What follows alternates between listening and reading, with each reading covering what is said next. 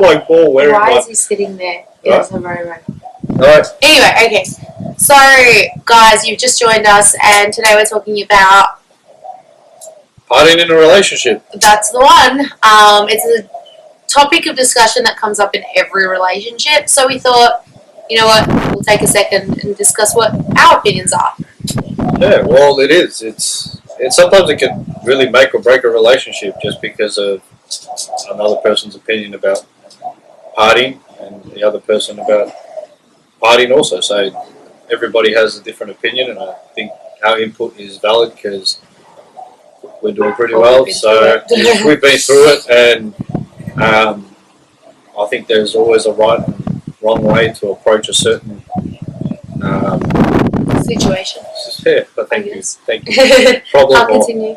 or situation when it comes to partying in a relationship, what you can and can't do. I think it's a fair point for us to make that being in a relationship and gone through a fair bit through others, it's, you know, the last thing we want to see is people break up or someone losing a loved one, not in that sense, but, you know, drifting apart just because one person drank a little. By the way, guys, I'm not crying. My mascara decided to run on me right now, so it kind of hurts. It has everything to do with your eyes. Everything to do with it's my your eyes. eyebrows and A really awkward moment. extensions and I don't wear extensions, but anyway. whatever. Okay, so in your opinion, let's start as if we've never really discussed this, I guess. In your opinion, if I said to you that next week is my friend's birthday and she wants me to come out, close friend, let's say it's a birthday, girls' night, we're going to a club that we used to always go to, what would you say? Where's my invite? Even though it's a girls' night. Thanks for the invite, girls. Thanks for letting me know. But anyway, I think it's perfectly fine. In a lot of relationships, people don't understand. You don't need to enforce boundaries, but you got to have some sort of guideline because, for example, me, I am perfectly fine with the general population and society to go out and have fun. For me, it's not me. And you know that. I dislike it. It's not that I have hate for it, I just dislike the whole thing of going out and party because you can find so many other ways. But in this case, if I know the person, I'm okay with it. If I can trust that everything will go right that night or with that person because I know them or I know them personally, I'm perfectly fine with it. When it's someone I don't know and I've never met and I've heard of, I'm automatically a no, regardless of who they are, because if you've been together with someone for over a year, you know each other's groups very well. If you don't, I think it's something that you need to check in the relationship, you know. But okay. Once you get into a groove of something and the other person sees it, if they admire you or look up to you, the other stuff becomes irrelevant to anything. So someone could be a drinker every weekend, but absolutely quit because you're not a drinker. And that's how you know someone really deeply cares about you because they're willing to give up anything for your future. Alright, so they've proven themselves without having to prove themselves. Right, yeah. You know, so just take an initiative that's it. Change their certain lifestyle for the bigger picture. And that's another thing we always talk about, you know, seeing the bigger picture in a relationship. A lot of people think, I live in the moment, and that's fair enough in some circumstances, but not when in the long run it's going to affect the person that you do care about. And if that's the person you want to keep around and genuinely, not just to the outside world and you just want a relationship for the sake of having one, but if you genuinely want a relationship, sometimes I think we both share the common opinion that you've got to see it in the long run. If it's just because of one day, think of it like this: if you go out one day and yes, that was an amazing night, blah blah blah, but if it means that you're gonna go home to your partner who you're gonna spend the rest of your time with, the rest of your life with, and it's gonna have a negative effect on the relationship, is it really worth it to make the decision that no, today is so important to me and I have to go to this said party? And I think, yeah, we have been in situations that, you know, that's come up, and that's why we're talking from experience. So from past relationships also. exactly. I think age makes a big difference also. People say age is just a number. No, it's not. It's a maturity level, and it's a certain degree of how you live your life and what your standards are in life. If you're 17 and your partner's 18, right? Your partner is just turned 18. They've got their license. They want to be out with their friends. Yes, they love and care about you, or whatever their reason is.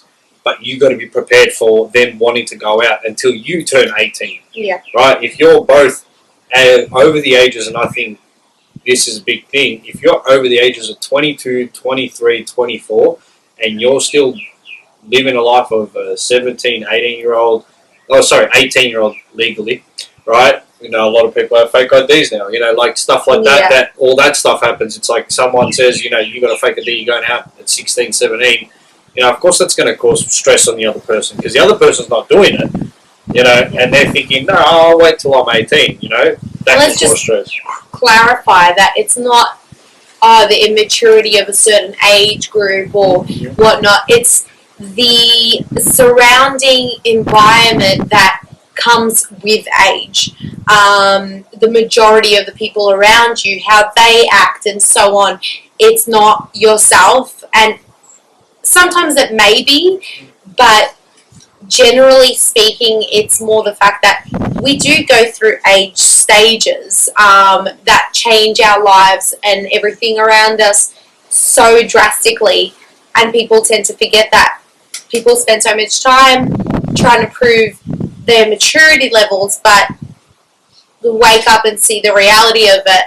The people around you are what affects everything that happens to you personally. So yeah, just I think also you need to, like going back to an example, you saying, you know, if I have a friend's birthday coming up, I'm the type of person, I don't like not last minute decisions, but it's like 24 hours, or not even, like that like day. I just got invited to go to this birthday party. Man, if it's a week before, whatever, we're pretty busy people, so we do have a type of schedule that we go by, and it's not putting strains on the relationship, it's what's making the relationship better. We have dreams, we have aspirations, and we have a social group that we like to see. We like to see our friends and their couples, and we socialise that way because we're all on the same level. Now, when you're going out, if one person is completely the opposite and is stuck to their career, or whatever it is, and the other person is partying, it's going to cause a lot of strain because that person's reality and how they view the world is like, well, I'm trying to make things better for me and you and for us, but you're only working for the weekend, and that can cause a lot of problems. So that's where you've got to really establish your boundaries as a person and understand, like, hold on, are you even looking for a relationship in the future? I just want to see how things go. Well, unfortunately, I'm not this type of person. You make it work, and believe it or not, in life, sometimes nothing works, but you got to keep pushing. If it doesn't work and you guys are completely bickering against each other, I'm not saying break up or anything, but you got to re-establish yourselves and come to a common boundary. It's like, well, can you go out at least once? You know, like, can you go out for birthdays? Because you're going out every weekend at the same place doing the same thing. And, I mean, people gain some type of pleasure from it. I mean, I used to do it. But, you know, things change and life changes and you move forward, you meet new people and you just want to better yourself. And, you know... I think also a lot of people sort of come up with the excuse that, oh, but my friend won't understand, you know, I'm not rocking up to their birthday and such and such. Look, yeah, but you know what? This is what I'm trying to say, right? If they are a genuine friend, they will understand if you say, if you put in no effort whatsoever, that's fair enough for them to think, you know, that person's not at my birthday. But say, if that was the situation, you are in a relationship and your partner and his or her views are more important in your eyes than what others view you as, then you can go out of your way and say, look, I'll have a nice lunch with you to celebrate with your birthday, and I'd love to take you out, so and so, and that's great. So there's always a way around it, is what I'm trying to say. You don't have to use it as an excuse. What it shows that when people do use that as an excuse is that really the intention behind it is they just want to go out, pure and simple. And as soon as you face the facts about that said someone that is acting like that, the sooner you're going to get clarity in your life with this person in the relationship. If they're going one way and you're going another, there is no point in trying to lie to yourself. And unfortunately, our hearts do tend to overwhelm our minds and create this illusion. But the sooner you realize the truth and, you know, your yeses and nos and your boundaries, the sooner you are able to either have a long-lasting relationship with that person or find someone who is on that level with you and willing to, you know, go that step further to create a life together instead of bringing that person's life and that other person's life and trying to mash them, which really doesn't work. I was going to say, another thing that causes dramatic problems is not just that, but not pinpointing any gender, but guys and girls do this, going out and really flirting with the opposite sex. Your partner's not there, that shit's going to come out. And I don't mean to swear, I have, but there's only two. Let's keep this PG. Yeah. Listen to the boss, yeah. Yeah. Anyway, I see it all the time, and it's disgusting. It's revolting. It shows that your character. I'm not saying it's weak, but it shows the character that you are. For people out there, you need to understand: if you are not a trustworthy person, as much as the other person is a trustworthy person and so forth, if you yourself don't trust others, that's you're putting that energy out, basically. Yeah, if you don't trust others, you most likely don't trust yourself with anything. That's why you put yourself in situations where you're going to flirt with the opposite sex when you're out, when you have a bit of drinks and da-da-da. If you're in a relationship, if you can't control your alcohol level, you need to check that out, because alcohol is just another substance to create another illusion of life. It's an escape of reality. That's my opinion, and that will be a lot of people's opinion, and there's facts about it. It's an emotional escape. When you meet another person on that same level of that emotional escape, of course you're going to get along with them. You know? Imagine you're in your state normally, and this person, oh, you know, this is happening in my life, and blah, blah, blah. You're not going to care what they say. But when you kick in a gear and say, you know what, I'm getting along with these people, right, and you start flirting with the opposite sex, what if your boyfriend or your girlfriend did that in front of your face? How would that make you feel? I mean, I would feel like absolute shit. Disgusting. Why should I even be in a relationship with this person? Because that shows that their character and their self-confidence and their self-love for themselves is just not in it. It's just not there. So they're just in a relationship for the sake of being in a relationship. So then going and partying and all that, they kind of like doesn't make a difference in their life. They don't really care what's really happening with the other person, because they're just like, I want to be in a relationship because I want to be loved. No, you're in a relationship because you want to love someone. That's just how it goes. I'm not in it just because I love her. I'm in it because she loves me. She benefits my life. We benefit each other. Yes. I think if you're a flirtatious person, be flirtatious with your partner. Nobody else, not even an aunt. Role play for all we can. Yeah.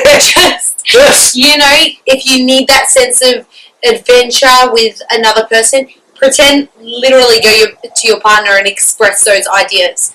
I doubt any guy or girl will just laugh in your face, and if they do, then what kind of person have you chosen? You should be able to have a good, decent conversation about everything that excites you with your partner. But I mean, me as a coach, like I've been studying relationships and researching most successful relationships, the most successful people for years. It's my 5th or 6th year going into personal development, most of the time I've researched all the things, and the common problem really is that as coaches we say you got to push, and if something doesn't work, you got to keep pushing. But that's like saying you having a business, you want to make a profit, right? And you're not advertising, you're not marketing yourself, you're not doing, you're just standing still. Well, it's time to do something about it. And even in relationships, if someone doesn't feed a certain need for you and you don't feed their needs, you're going to have problems completely. Sometimes it is to let go for you to move on further with your life so they can prosper and they can move. I mean, how selfish can it be? You saying a certain life, but you know it's dragging the other person down. And if you can't bring that person to your level to help them out, it's selfish on you.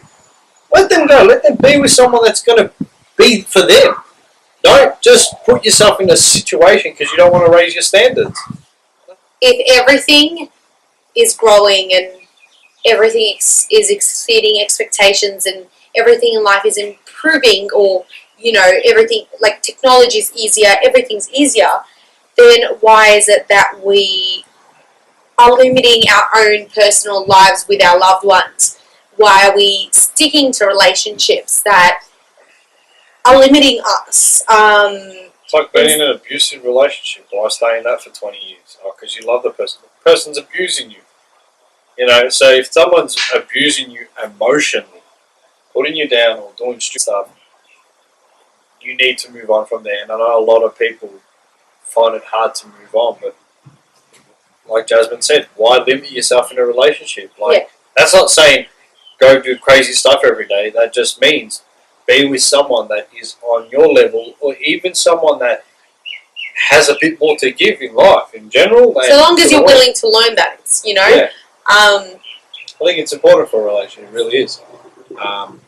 We've had those discussions even before we got together. It's like you've definitely taught me so much, but I'm sure I've taught you a lot too.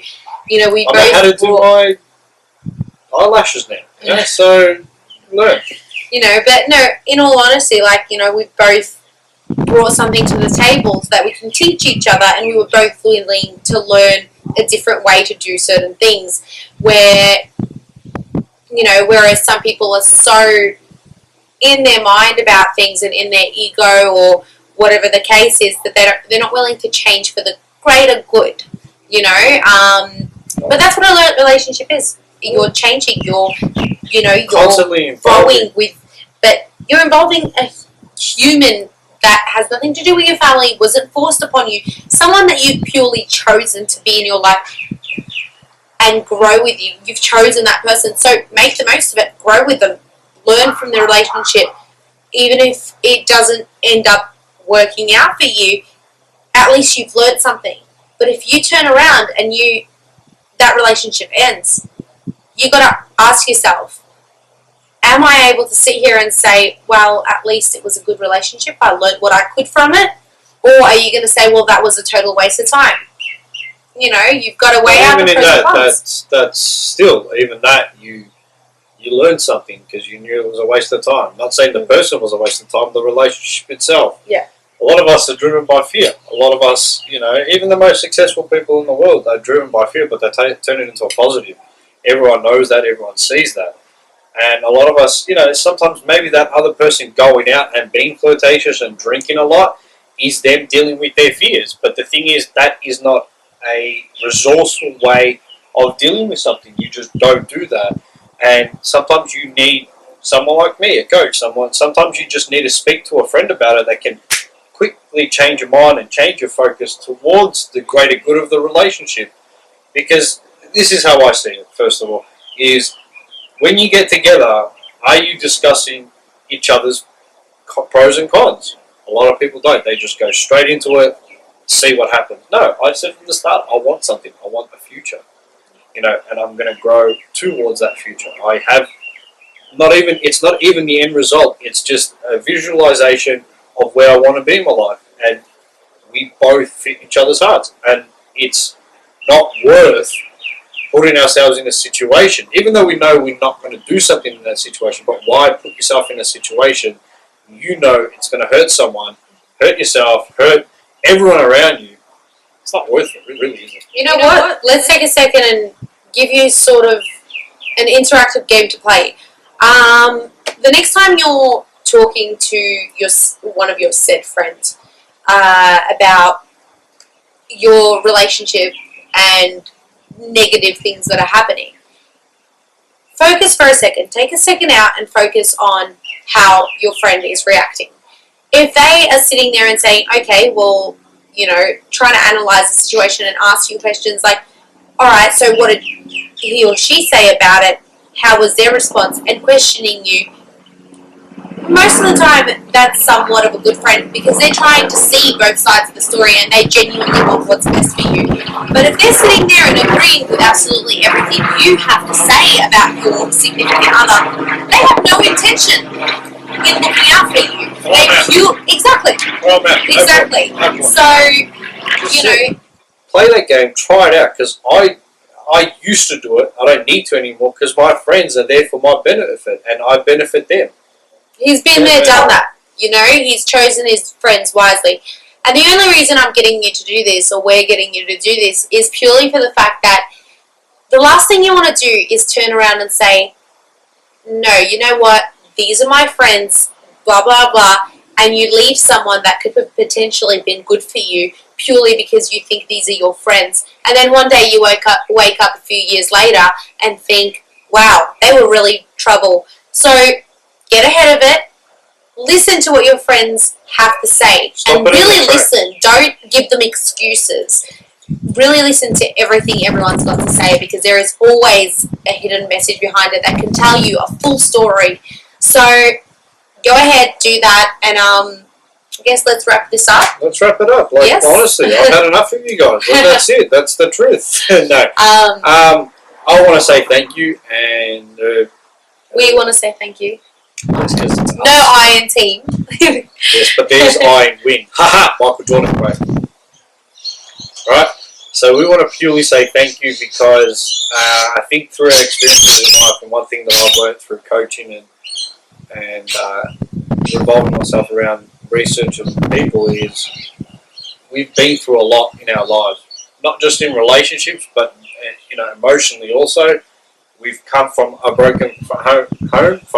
Broken phone. I hate broken phones. I've broken 3 phones in a month. All right, Anyway. we want to say thank you to everybody and acknowledge you guys watching this because I think our intention was, no matter what, was to help people out there, to give our opinion. Because even if you guys just watch this and you can change your life from it, it will mean anything. It will mean everything to us because it's not that we're doing it purely for ourselves. We're doing it for others. And if you learn to give to people, whether you receive or not, purely anyone that does things for a good intention, like what we're doing right now, isn't just to receive some benefit in the future. It's our benefit is seeing you guys prosper. So I think from both of us, we're going to give you the cliche YouTube quote. Like, subscribe, share. Comment in the comment section below.